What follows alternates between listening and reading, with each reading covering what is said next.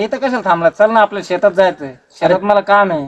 चल आता जाता जाता देवाचं दर्शन घेऊन जाऊ. अरे काय दिलं देवानं आपल्याला? काय देवासाठी हे करते तू? चल ना, तिथं काम केलेलं आपलं हे होईल ना. तू चल बाबा, दर्शन तर घेऊ. चल काय हे तू यार, चप्पल तू काढ, ये दर्शन घे. तू ये दर्शन घेऊन, मी थांबतो इथं. काय दिलं देवानं आपल्याला? आपल्या शेतात काम करायचंय. तू जाऊन ये दर्शन घेऊन ये, मी थांबतो इथं.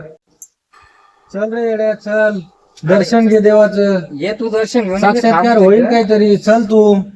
बरं चल बरं, आता तू म्हणतोय तिथं बघू.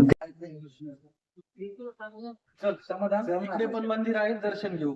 असं शेतात काय देवाचं दर्शन कोणाला यार, कोणाचं कोणाचं आला रे? बघतोय ते, हा? अरे हा, हॅलो, हा हा हा हा हा.